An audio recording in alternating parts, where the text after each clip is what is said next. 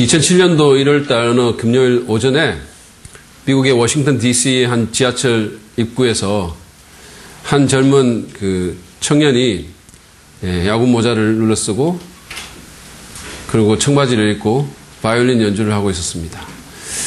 근데 그날 그 앞을 가까이 지나가는 그 사람들이 아무도 이 사람의 연주에 귀를 기울이지 않았어요. 소수의 사람들만 그걸 듣고 끝나고 나서 바이올린 케이스에다가 동전을 이렇게 놓고 갔습니다. 근데 그 다음날 신문을 본 사람들이 깜짝 놀란 거예요. 왜냐하면 거기서 연주를 했던 그 사람은 일반 사람이 평생 한번 볼까 말까 한 세계적인 바이올린 주자인 조슈아 벨이라는 사람이었던 겁니다. 이 사람이 350만 달러에 달하는 스트라디바리우스라는 바이올린으로 45분 동안 그 앞에서 연주를 했는데 그 현장을 오간 사람 중에 단 1초라도 이 사람을 쳐다본 사람은 정말 소수였다는 겁니다. 대부분의 사람들은 그 엄청난 기회를 그냥 놓쳐버린 것입니다. 저는 이 이야기를 읽으면서 하나님의 은혜와 역사를 종종 놓치는 제 자신과 또 우리 많은 그리스도인들에 대해서 생각을 해봤습니다. 하나님께서 은혜의 바이올린을 멋지게 연주를 하시는데도 연주자가 누군지 그 연주되는 것이 도대체 뭔지 전혀 알지 못한 채 그냥 지나치는 겁니다. 때로는 너무 바빠서, 때로는 너무 거칠어서, 때로는 자기 삶 속에 있는 그런 환경들이 너무 힘들어서, 때로는 다른 것들이 우리의 눈을 가로막아서 우리가 그것들을 인식조차 하지 못하는 겁니다. 오늘 우리의 본문인 룻기 1장 19절에서 22절에 보시면 하나님의 은혜가, 하나님의 그 놀라운 은혜가 분명히 있는데도 그것을 은혜로 인식하지 못하는 한 여자가 등장합니다. 그녀는 힘든 인생사 가운데서 아직은 그 은혜를 은혜로 볼 여유가 없는 것 같습니다. 그렇죠. 그것은 분명 은혜였습니다. 그것은 그녀를 대박 인생으로 이끄는 그런 은혜였습니다. 우리가 만약에 이런 은혜를 발견하고 그 은혜에 제대로 반응하고 그리고 정말 그 은혜를 사모하며 산다면 우리는 훨씬 더 효과적이고 훨씬 더 기쁨이 있는 그런 삶을, 훨씬 더 능력 있는 삶을 살 수 있을 거라고 생각합니다. 저는 오늘 이 본문을 통해서 우리가 힘들고 분주한 인생사 가운데서 종종 놓치는 그런 세 가지 은혜에 대해서 좀 생각해 보기를 원합니다. 그 전에 제가 본문 내용을 여러분과 잠깐 살펴보고 그 은혜에 대해서 좀 얘기를 하겠습니다. 오늘 본문은 나오미와 그 며느리 룻이 고향으로 돌아올 때의 장면을 묘사하고 있습니다. 19절 상반절은 그 두 사람이 길을 떠나서 베들레헴에 이르렀다라고 간단하게 아주 짧게 그들의 여행에 대해서 적고 있습니다. 마치 이게 우리 교회에서 중심상가 가는 것 같은 너무 그냥 어떤 디테일이나 어떤 스토리도 없이 아주 심플하게 적혀 있어요. 여러분 이게 그냥 진짜 이대로 모압에서 베들레헴 갔다 끝 이렇게 된 것 같으세요? 이 사람들이 여행을 하는데 전화를 해가지고 여보세요? 모압 항공이죠? 예, 창가짜리로 2개, 예, 베들레헴까지 비즈니스 클래스로요. 이러고 간 것 같으세요? 이 여행은 결코 쉬운 여행이 아니었습니다. 모압에서 베들레헴까지는 약 80km에서 100km 정도 걸리는 거리입니다. 여자들 둘이, 그것도 나이 많은 할머니 한 분을 포함해가지고, 여러분 이 사람들이 하루에 몇 킬로미터를 걸을 수 있겠다고 생각하십니까? 보통 사람의 경우는 하루에 한 시간에 한 4km 정도를 걷는다고 해요. 근데 이 경우는 3km도 아마 가기가 힘들었을 것 같아요. 만약에 우리가 시속 3km로 하루에 8시간을 걷는다면 24km죠. 맞습니까? 3, 8, 2, 24. 맞죠? 근데 아마 20km 정도도 못 갔을 것 같아요. 만약에 그렇다면 모압에서 베들레헴까지 이 여인들이 4일 또는 5일을 꼬박 걸어가야 4일 또는 5일을 걸어갔을 겁니다. 그런 여행길이에요. 그런데 중간에 강도 있고 험한 길도 있고 그랬기 때문에 더 걸렸을 가능성이 많습니다. 그 긴 시간을 걸어서 고향으로 돌아왔어요. 10년 만에 귀향입니다. 나오미의 감정이 어떠했을까요? 낯익은 그런 고향의 풍경을 돌아보면서 만감이 교차했을 것 같아요. 너무 많은 고생하고 돌아왔는데. 그런데 나오미의 감상은 그러나 오래 지속될 수가 없었습니다. 마을의 여인들이 나오미가 왔다는 소식을 듣고 다 뛰쳐나왔기 때문이에요. 새 번역은 이 여인들을 아낙네라고 그렇게 번역을 했는데 더 쉬운 말로는 아줌마들입니다. 그렇죠? 하루에 25,000 단어를 말하고 달리는 버스도 그냥 붙잡는다는 그 아줌마들. 그 아줌마들이 빨래를 하다가 또는 연속극을 보다가 헬스를 하다가 다 뛰쳐나왔어요. 나오미를 보러 나왔습니다. 19절에 보면 온 마을이 떠들썩했다고 그러는데 왜 안 그랬겠습니까? 얼마나 많은 말들을 그들이 했겠어요. 뭐 저마다 한마디씩 했을 것 같아요. 물론 어떤 사람들은 기쁨과 즐거움과 반가움의 말들도 했겠죠. 그렇지만 오늘 성경 본문을 보면 가장 주된 말은 놀라움의 말이었어요. 이게 정말 나오미인가? 이게 진짜 나오미인가? 10년 만에 나오미는 너무 많이 변해 있었던 거예요. 못 알아볼 정도로 변해 있었습니다. 지난 우리 목회자 모임, 친구의 모임이 있어가지고 제가 갔는데 저를 오랜만에 보는 분들의 반응도 그런 놀라움이 있었어요. 예. 이재기 목사님 진짜 맞아요? 이런 거 있잖아요. 근데 그 경우는 이제 이렇게 아주 좋은 놀라움이죠. 와, 청년 같아요. 왜 그렇게 웃으십니까? 나이를 거꾸로 먹으십니다? 진짜 뱃살 하나도 없네요. 이런 거 있잖아요. 저는 정말 그렇게 말하는 분들을 속으로 마음껏 축복하면서 정말 이게 너무 은혜 받으면서 그걸 들었어요. 그러고는 이 말들을 정말 우리 교회 홈페이지에 좀 올려주면 정말 좋을 텐데, 예, 주보에 좀 실어주면 좋을 텐데. 근데 나오미의 경우는 그 반대였었어요. 10년 만에 보는 나오미는 너무 늙고 너무 보잘것이 없었습니다. 고생한 흔적이 역력했었어요. 주름이 깊게 패였고 피부는 거칠어졌고 몸은 쪼그라들었어요. 얼굴 표정이 너무 변했습니다. 이 여인들의 떠들썩한 반응에 대해서 나오미가 뭐라고 얘기했을까요? 이게 얼마나 듣기 싫은 말이었을까요? 그죠? 20절부터 21절에 보면 나오미의 대답이 나와 있습니다. 나오미가 그들에게 대답하였다. 나를 나오미라고 부르지들 마십시오. 전능하신 분께서 나를 몹시도 괴롭게 하셨으니 이제는 나를 마라라고 부르십시오. 나는 가득 찬 채로 이곳을 떠났습니다. 그러나 주님께서는 나를 텅 비어서 돌아오게 하셨습니다. 주님께서 나를 치시고 전능하신 분께서 나를 불행하게 하셨는데 이제 나를 나오미라고 부를 까닭이 어디에 있겠습니까? 나오미는 자신의 이름을 더 이상 나오미라고 부르지 말라 그랬어요. 나오미는 그 뜻이 히브리어로 기쁨, 즐거움 이런 뜻입니다. 근데 자기 상태가 변했다는 거예요. 이스라엘 사람들이 이렇게 상태가 변하면 이름도 변하는 경우가 성경에 종종 나오잖아요. 그러니까 자기 상태가 변했기 때문에 이제는 나오미로 부르지 말라는 거예요. 마라로 부르라는 겁니다. 마라는 히브리 말로 씁쓸함, 고통, 괴로움 이런 뜻이에요. 지금 자신의 처지에 나오미라는 이름은 전혀 어울리지가 않고 오히려 마라라고 부르라고. 그게 더 어울린다고. 그 이유는 전능하신 분께서, 다시 말해서 하나님께서 자신을 힘들게 했기 때문이라고 그가 말을 했습니다. 그러면서 그가 한 예로 고향을 떠날 때는 가득 찬 채 떠났는데 그 말은 자기 남편과 자녀들을 데리고 떠났다는 얘기예요. 재산 문제를 말하는 게 아니라. 그런데 지금은 텅 비었다라고 얘기했어요. 그들이 다 죽고 없는 겁니다. 나오미는 이런 고통을 일컬어서 주님께서 자신을 치신 것이다라고 표현했어요.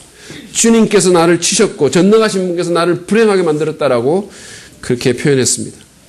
어떤 분들은 나오미의 이 말을 부정적으로 봅니다. 하나님을 원망하고 있다는 거예요. 이 나오미가. 씁쓸함이 가득 차서. 그렇지만 저는 나오미의 이 고백을 긍정적으로 보는 많은 학자들이나 설교자들의 의견에 동참하고 동의합니다. 제가 이 고백을 긍정적으로 보는 첫 번째 이유는 자신의 감정을 솔직하게 토로하는 것이 치유와 회복의 과정이기 때문에 그렇습니다. 그걸 은폐하고 있는데도 없는 것처럼 하는 것보다는 토로하는 게 더 좋은 거예요. 그거를 바르게 토로하기만 한다면. 저는 가끔씩 이렇게 제 아내한테 이렇게 삐칠 때가 있어요. 근데 하여튼 뭐 이게 수도 없이 삐치는데 예를 들어서 여러 가지 유형이 있기 때문에 제 시간이 없어서 다 말을 못 하겠어요. 그 유형에 대해서. 나중에 알기를 원하시는 분은 저한테 찾아오시면 제가 상세하게 친절하게 설명해 드립니다. 근데 어쨌든 간에 예를 들어서 뭐 제 아내가 빵집에 가서 빵을 샀는데 우리 딸내미가 좋아하는 빵만 잔뜩 사오고 제가 먹을 빵은 하나도 안 사왔다 이거예요.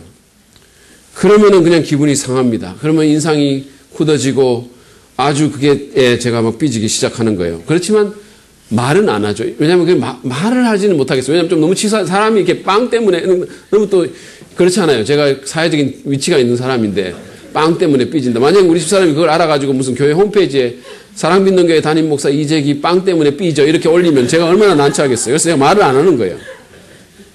근데 이게 또 제가 말을 안 해도 저는 이렇게 사람이 너무 순수해가지고 제 있는 이 생각들이 얼굴에 그냥 나타나요.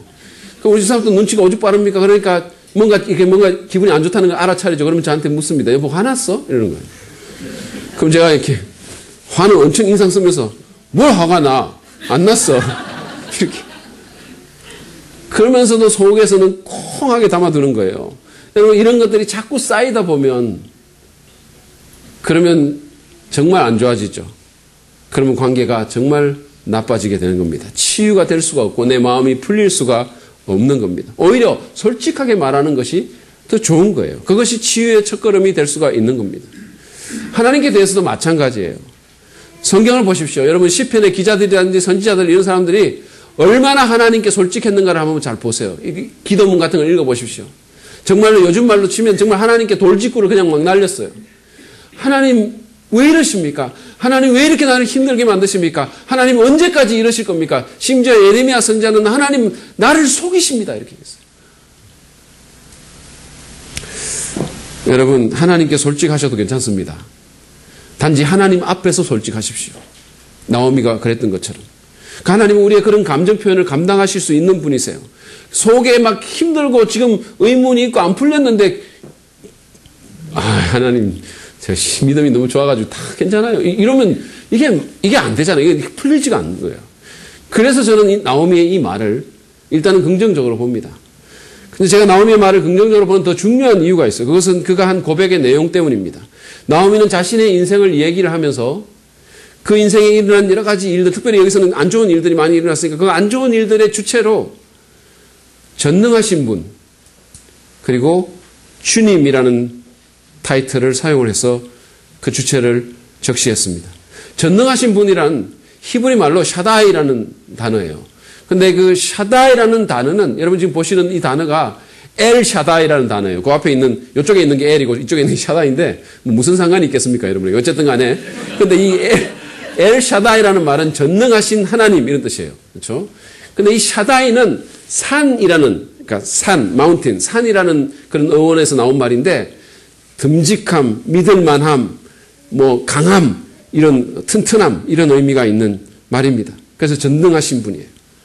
나오미는 그동안 자신의 인생에서 일어난 모든 괴로운 일이 그냥 우연히 일어나거나 아니면 어떤 다른 신내에 의해서 일어난 것이 아니라 적어도 그 주체는 이분이시다라고 인정을 한 거예요. 적어도 전능하신 분의 주권 하에서 일어났다라고 인정을 한 겁니다. 나오미는 또한 주님이라는 단어를 쓰는데요. 이 주님이라는 단어는 히브리 말로 야훼라는 말을 번역을 한 겁니다. 그러니까 우리 예전에 개역성에 보면 여호와라고 번역한 거, 세 번역에는 다 주님으로 번역을 했는데 야훼, 여호와라는 그런 단어예요. 이 야훼는 특별히 야훼라는 이름은 사람들과 관계를 맺고 자기 백성들과 언약을 세우고 그 언약을 지켜나가시는 관계적인 속성을 강조하는 하나님의 이름이에요. 그래서 그 표현을, 그 타이틀을, 그 이름을 썼습니다. 당시 그 이스라엘 사람에게는 어떤 믿음이 있었냐면 야훼가 사람들과 언약을 맺었고 실제로 그건 성경에도 있는 말인데 그 언약을 만약에 백성들이 깨트리면 하나님께서 그들에게 징벌을 내리시고 그 언약을 지키면 하나님이 그들을 축복하신다라는 그런 믿음이 있었어요. 그런데 여기서 나오미가 그 야훼가 자기를 치셨다라고 얘기를 한 거예요. 그 말은 무슨 말입니까?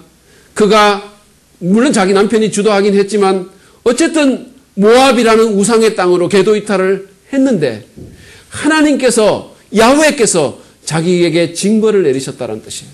그 부분에 대한 대가로 징벌을 내리셨다라고 고백을 한 겁니다.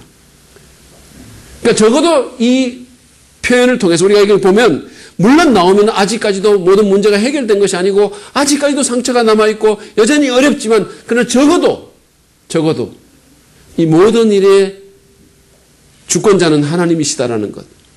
그리고 그런 일들이 자기들이 모압으로 갔기 때문에 일어난 일이라는 사실을 인정하고 있는 거예요.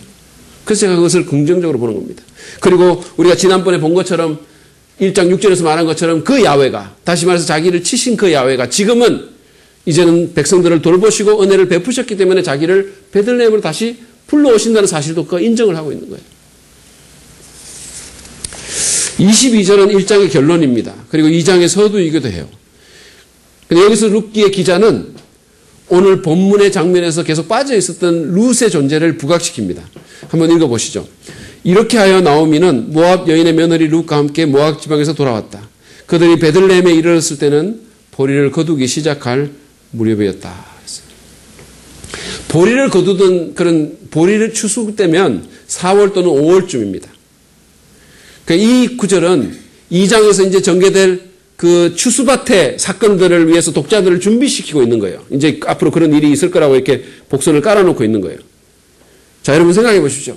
자기 시모에게, 자기 시어머니에게 헤세드 사랑을 베푼 한 여인과 봄바람에 고개를 숙이고 흔들리는 익은 보리로 가득 찬 그런 추수밭이 우리 앞에 펼쳐집니다. 뭔가 소망의 냄새를 맡을 수 있지 않으세요?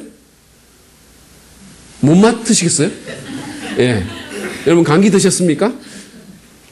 그렇습니다. 1장은 이렇게 소망스러운 톤으로 끝이 납니다.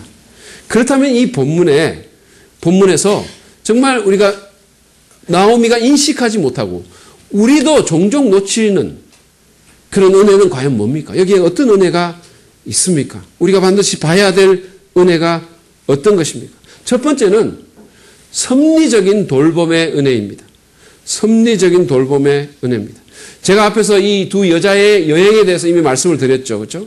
오늘날 우리는 사실 여행하기가 너무 좋은 시대에 살고 있어요. 뭐 그냥 방 안에 앉아가지고 숙소 예약해놓고 그것도 다 보잖아요. 미리 우리가 그 방들을 다 보고 골라가지고 숙소 예약해놓고 내비게이션의 안내를 받아서 차를 타고 그냥 나가기만 하면 돼요. 또는 여행사의 여행 상품 끊어가지고 그냥 그 안내 그대로 받으면 됩니다. 아니면 무슨 지도책 사들고 그냥 요즘은 다 그냥 뭐가 있으니까 그냥 가면 돼요. 비행기표 끊어가지고 외국 가도 뭐 영어 대충 다 읽을 수 있으니까 그냥 가면 돼요. 그렇죠? 최근에 제 여동생 셋이가 그러니까 제 직속 여동생 둘하고 사촌동생 여동생 셋이가 미국하고 캐나다를 이렇게 간 거예요. 제 조카가 이제 미국에서 대학을 졸업을 하는데 캐나다에서 대학을 졸업을 하는데 그 졸업식에 참여한다는 명분으로 놀러를 간 겁니다. 제가 볼 때는. 어쨌든 간에. 그래가지고 갔는데, 그래가지고 이제 가가지고 이 여자들이, 이 세 아낙네들이, 뭐 뉴욕이고 캐나다고 마구 돌아다니는 거예요. 아무런 그거 없이 그냥 다니는 거예요. 예. 그래가지고 그냥 제가 지난 금요일, 토요일 열심히 말씀 준비하고 묵상하고 막 이렇게 막 씨름하고 무슨 잘 안 내가지고 이러고 있는데 계속 그 뉴욕의 사진을 찍어가지고 막 올리는 거예요. 그 가족 밴드에 계속 얼마나 삭갈리는지 모르겠어요. 막. 그럼 또 뿅 소리가 나니까 안 볼 수는 없으니까 보면 뭐 마천루에서 이러고 있고 막 예, 너무 잘 돌아다니는 거예요. 너무 잘 돌아다니는. 캐나다로 막 아무 문제가 없어요. 그렇죠. 당시는 그런 시대가 아니었습니다. 길도 험했고 뭐 비행기는 말할 것도 없고 자동차도 없었잖아요. 무슨 여행할 수 있는 어떤 교통수단도 없었어요. 거기다가 수시로 강도가 출몰했습니다. 수시로. 거기다 이렇게 80km에서 100km 정도 이렇게 막 가는데 그 길이 제대로 닦여 있었겠어요? 뭐 조금 잘못하면 길 잃어버리고 잘못하면 짐승의 위험에 짐승에게 뭐 기기도 하고 뭐 떨어지기도 하고 온갖 위험이 거기에 도사리고 있는 거예요. 그러니까 여자 둘이서 나약한 여자 둘이서 그것도 할머니를 포함한 여자 둘이서 이 먼 여행을 그냥 걸어가지고 한다는 거는 이거는 진짜 대단한 일인 거예요. 그런데 오늘 보면 아무 문제도 없이 그들이 고향 땅에 도착한 겁니다. 여러분 이게 그냥 우연히 그렇게 된 거라고 생각하세요? 반응이 없으시네. 예. 예수 믿는 사람에게 우연은 없는 거예요. 그들이 이렇게 우리가 다음 성경을 계속 읽어보면 이것은 하나님의 섭리적인 돌보심의 은혜가 있기 때문에 가능했던 일입니다. 우리는 뭐 기적이 일어나거나 아니면 로또에 당첨되는 것 같은 어떤 특별한 일만 하나님의 은혜라고 이렇게 생각하고 인식하는 경향이 있어요. 그렇지만 여러분 매일의 삶에서 우리를 돌보시고 섬세한 손길로 이끄시는 것도 하나님의 은혜입니다. 예를 들어서 부부싸움 후에 마누라가 성질이 나가지고 밥에다가 손톱만한 돌을 집어넣는데 공감하시는 분 계세요? 느낌 아니까 그런 분 계세요? 하여튼 손톱만한 돌을 넣었는데 말이에요. 근데 그녀의 실수로 돌이 자기 밥그릇에 들어간 거예요. 그래가지고 내 밥그릇에 안 들어오고 할렐루야. 이게 바로 섭리적인 돌보심의 은혜라는 거예요. 한 예로. 사실 룻기에 보면요, 그 기적이라든지 초자연적인 사건은 하나도 없어요. 그런 게 안 나타납니다. 그럼에도 불구하고 한 학자의 표현처럼 출애굽 사건만큼이나 하나님의 손이 이 책의 사건들을 인도하시는 사실이 너무도 명백한 것을 우리가 볼 수가 있는 거예요. 이것은 바로 섭리적인 돌보심의 은혜입니다. 근데 우리의 눈이 너무 어두워가지고, 또는 우리가 너무 바빠가지고, 또는 우리가 너무 둔해가지고, 또는 이 세파가 너무 거칠어가지고, 우리가 이런 일들을 은혜로 깨닫지도 못하고, 하나님의 손길을 보지를 못하는 거예요. 여러분, 일상 가운데서 섭리적으로 돌보시고 이끄시는 하나님의 은혜를 보시기를 바랍니다. 놓치지 마십시오. 그리고 그 은혜로 인해서 주님께 감사하고 찬양하시기 바랍니다. 어려운 병에서 기적적으로 낫는 것도 은혜지만 병에 걸리지 않는 것은 더 큰 은혜예요. 자녀가 방황하다가 극적으로 돌아서는 것도 은혜지만 별 탈 없이 커주는 것은 더 놀라운 은혜예요, 사실은. 이단이나 죄의 세력에서 초자연적으로 구출돼서 신앙을 갖는 것도 은혜지만 좋은 교회에서 날마다 생명의 말씀을 듣고 그냥 아무런 문제 없이 늘 듣다 보니까 그 말씀이 좋은지 안 좋은지도 모르고 그러다 보니까 아멘도 안 하고 그러면서 하는 그게 더 큰 은혜예요. 아멘 안 하시는. 5개월 만에 10kg 빼는 것도 진짜 놀라운 은혜지만 그렇게 먹고 운동 안 하면서 10kg 더 안 찌는 것도 하나님의 은혜라는 거예요. 제가 김철기 전사님을 염두에 두고 이런 말을 하는 것은 아닙니다. 여러분, 우리가 하나님의 섭리적인 돌보심의 은혜를 그냥 흘려보내지 마시기를 바랍니다. 일상에서 눈을 크게 뜨고 그 은혜를 찾아보십시오. 우리가 찾아보려고 하기만 하면 세상은 하나님의 섭리적인 돌보심의 은혜 투성이에요. 정말로 누가 말한 것처럼 오늘 밥 한 끼 먹은 것도 하나님의 은혜인 거예요. 차분히 앉아서 그런 은혜에 대해서 한번 생각해 보십시오. 어제 우리 양육반 모임에서 한 자매가 이런 말을 했어요. 그러니까 요즘 우리가 이제 헌금 생활 드림에 대해서 공부를 하고 있는데 지난주에 그 11조 생활을 하는 한 분이 간증을 했는데 채워주시는 그런 간증이 나왔어요. 그러니까 자기도 가만히 생각을 해보니까 그동안 신실하게 채워주셨던 그런 은혜가 많더라는 거예요. 여러분, 하나님은 우리를 돌보시는 분이시고 우리가 알든지 모르든지 계속해서 우리에게 은혜를 주시는 분이십니다. 그러니까 그 섭리적인 돌보심의 은혜를 일상 가운데서 눈 크게 뜨고 흘려보내지 말고 우리가 찾고 그 은혜를 은혜로 알면 우리의 믿음이 더 성장할 수 있을 거예요. 우리가 더 믿는 사람답게 살 수가 있을 것입니다. 두 번째로 우리가 쉬 놓치는 하나님의 은혜는 우리에게 붙여주시는 사람의 은혜예요. 사람의 은혜입니다. 나오미는 자신이 텅 비어서 돌아왔다라고 말을 했어요. 이것은 재산에 대한 말이 아니고 사람에 대한 말입니다. 떠날 때 함께 했던 남편과 자식들이 이제는 다 죽어가지고 자기가 그냥 텅 비어서 아무도 없이 왔다는 거예요. 근데 여러분, 그게 과연 사실일까요? 나오미에게는 안 보였는지 모르지만 사실 아무도 없는 것이 아니었어요. 그에게는 룻이라는 복덩어리가 있었습니다. 21절에서 나오미가 자기가 텅 비어서 돌아왔다는 말을 했거든요. 그러니까 22절에서 이 룻기 기자가 마치 그 말을 수정이라도 하듯이 나오미가 며느리인 룻과 함께 있음을 상기시켜주고 있는 거예요. 어쩌면 당시에 나오미에게 룻은 혹덩어리처럼 느껴졌을지도 몰라요. 사실은 자기 혼자 먹고 살기도 힘든데, 그렇잖아요. 자기 혼자 먹고 살기도 힘든데, 물론 그렇지만 자기는 그래도 그 안에 지인이라도 있으니까 어떻게 먹고 살 텐데, 당시에 그렇게 배타적인 이스라엘 사회에서 인종차별하고 이방인을 개처럼 여기는 그 사회에서 이 이방인 며느리 하나 또 데리고 와가지고 그것도 가부로 데리고 오니까 그게 얼마나 힘들게 느껴졌을까요? 그렇죠? 그래서 자기 삶을 더 힘들게 만드는 요인이라고 생각했을 수도 있어요. 그러나 사실 룻은 나오미에게 하나님께서 붙여주신 최고의 선물이었습니다. 나오미가 그걸 단지 못 보고 있을 뿐이에요. 우리가 보지만 룻으로 인해서 나오미의 인생이 완전히 변하게 됩니다. 대박 인생이 되는 거예요. 우리는 종종 함께 있는 사람, 정말 하나님께서 내 가까이 붙여주신 그런 사람, 또는 그런 사람들이 하나님의 은혜인데도 불구하고 그게 하나님의 은혜인 줄 모르고 그냥 사는 경우가 너무 많아요. 안 좋은 점 자꾸 보고 부족한 것만 자꾸 캐치해내고 그래가지고는 오히려 불평하고 원망을 합니다. 심지어는 적대시하기도 하고 너무 그렇게 하는 거예요.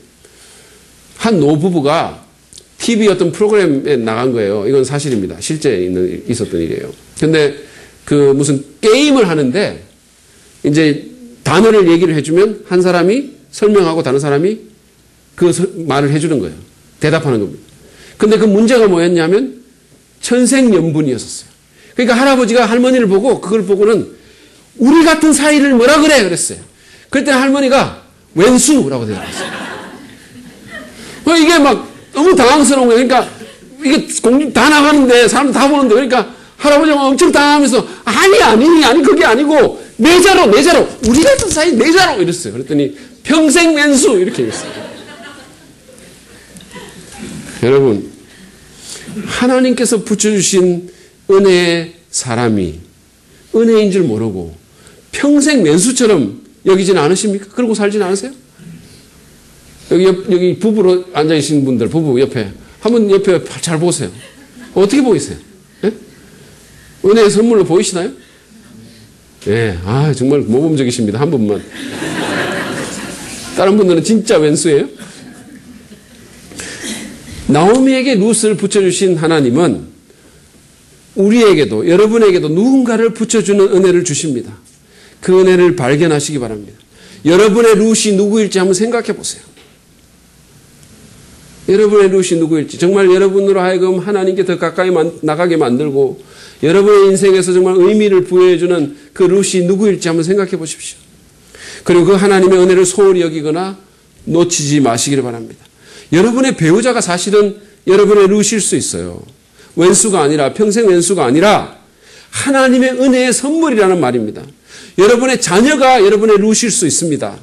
사춘기 자녀를 둔 부모님에게는 전혀 공감이 안 되겠지만 그게 하나님의 은혜의 선물일 수 있어요. 유진 피터슨이라는 작가가 이런 말을 했어요.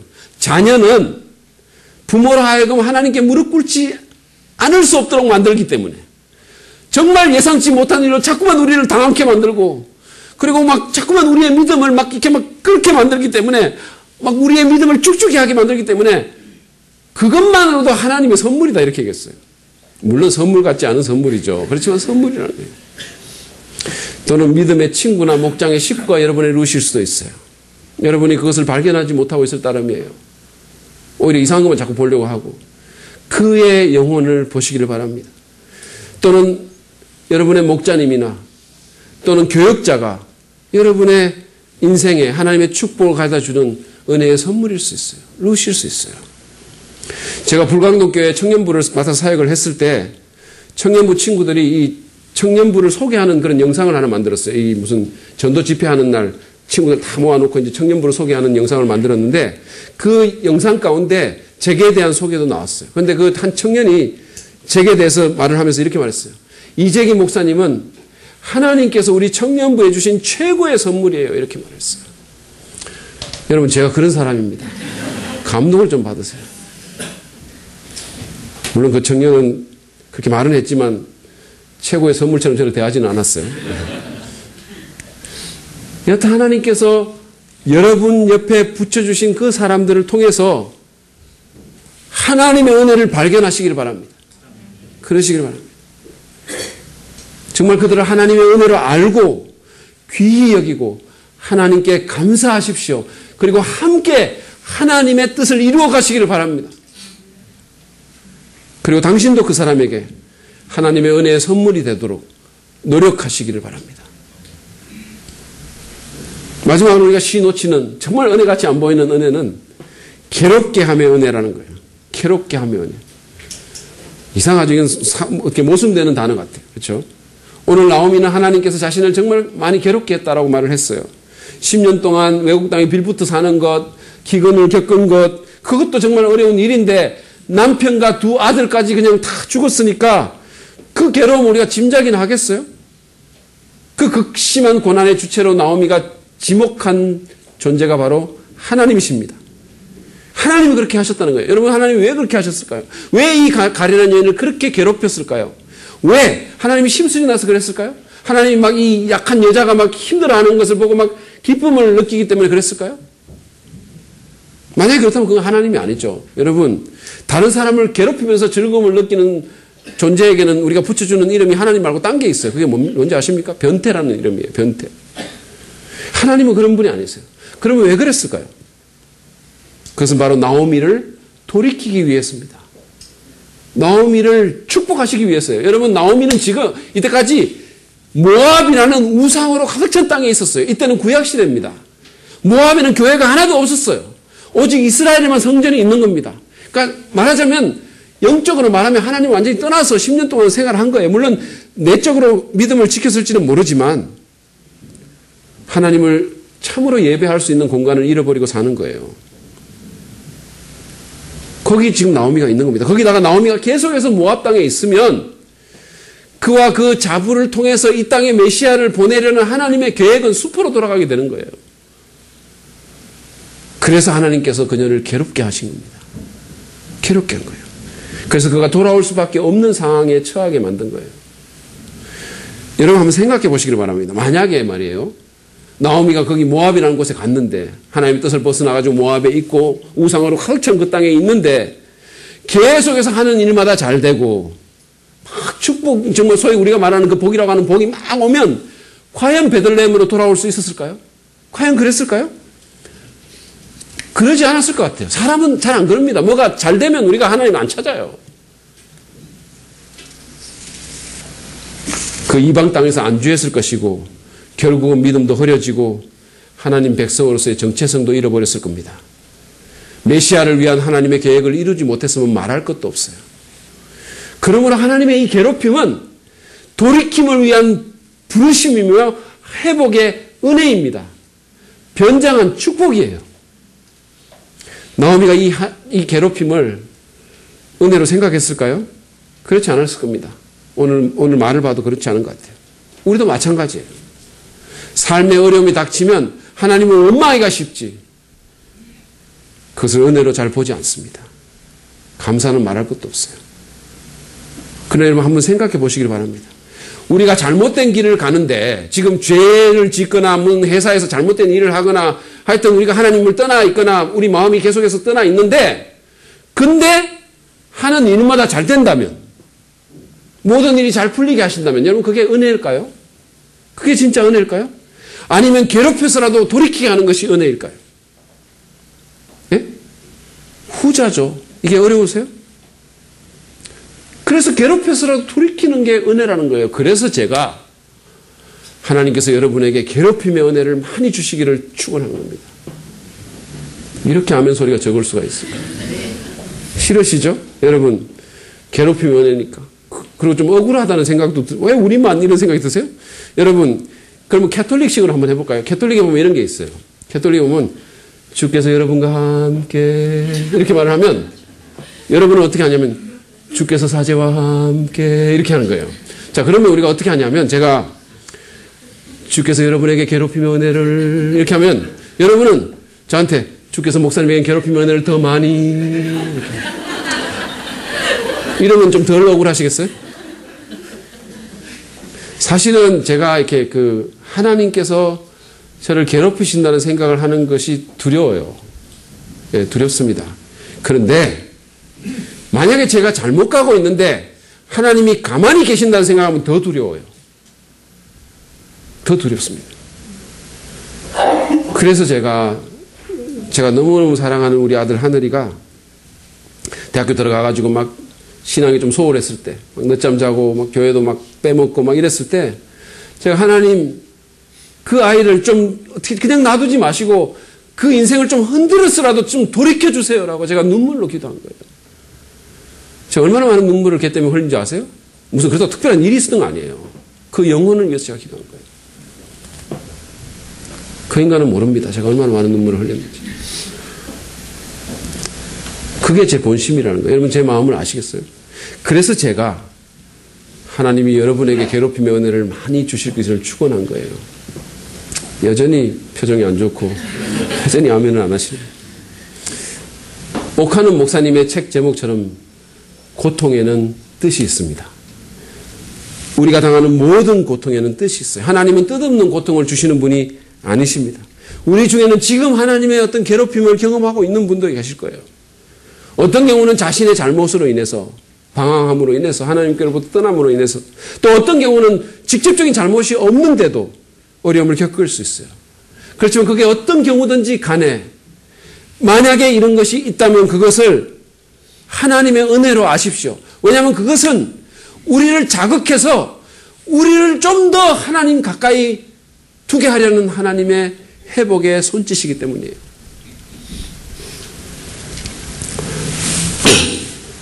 하나님의 은혜임을 믿기를 바랍니다.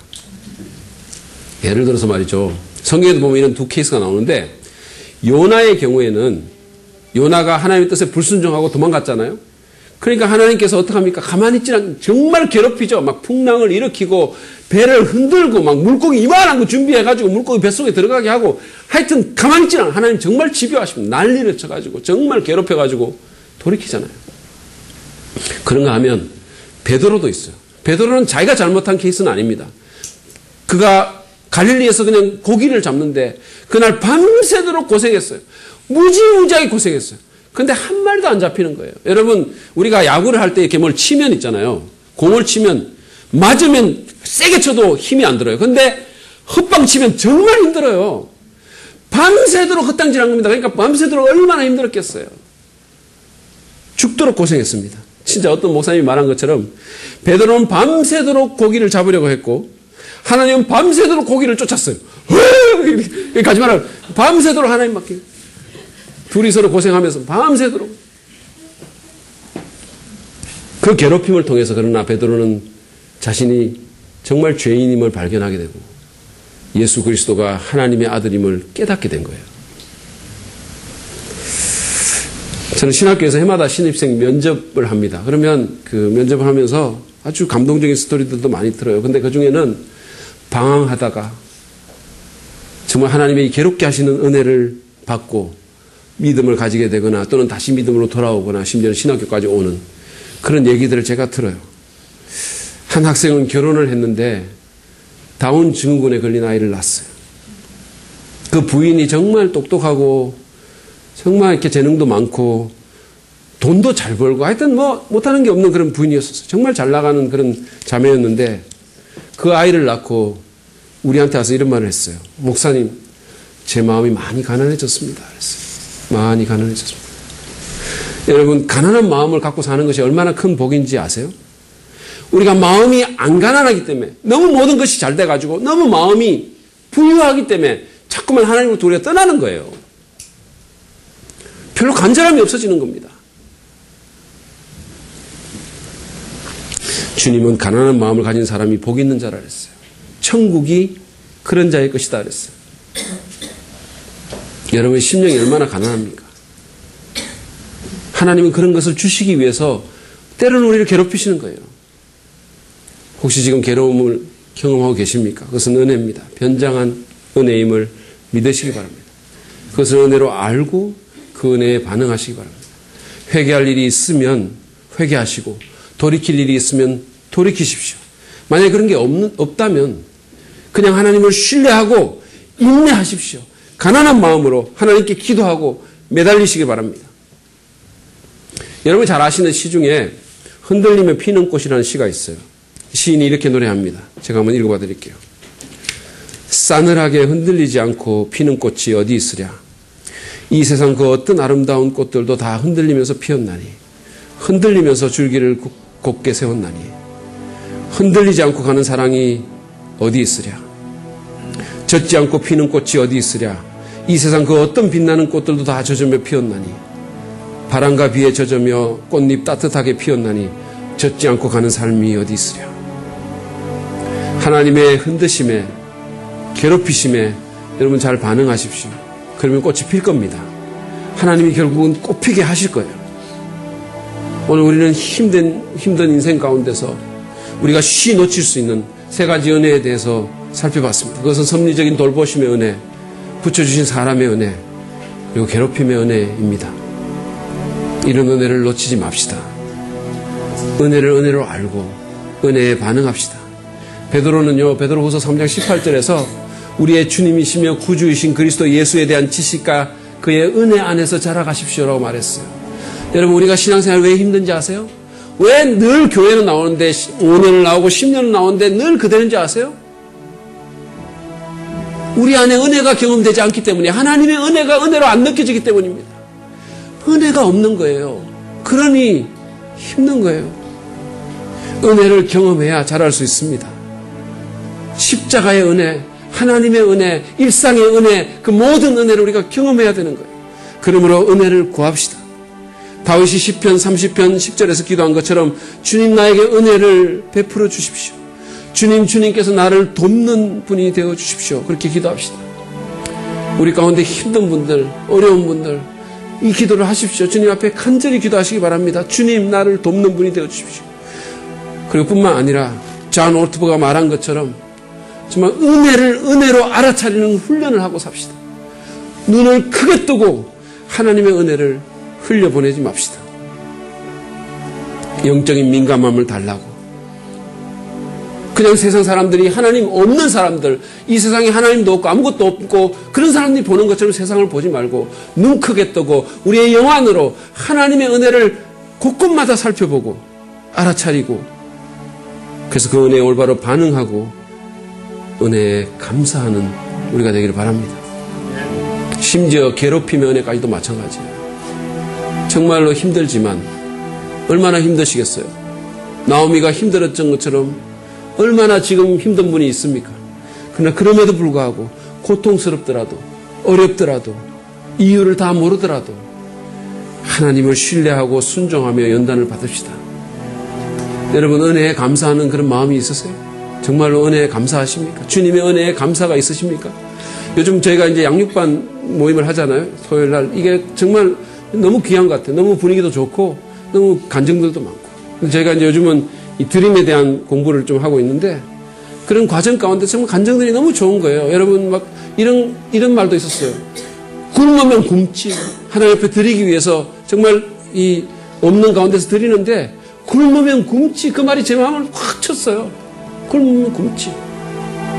또 어떤 자매는 자기 자녀하고 좀 잘 먹으려고 아침에 8만 원을 들고 나왔는데, 근데 맥도날드 이렇게 아이스크림 먹고 싶어서 맥도날드 들어가는데 거기서 폐지 줍는 그런 할머니를 봤다는 거예요. 근데 성령님께서 그 마음속에 그 돈을 그 할머니에게 드리라고.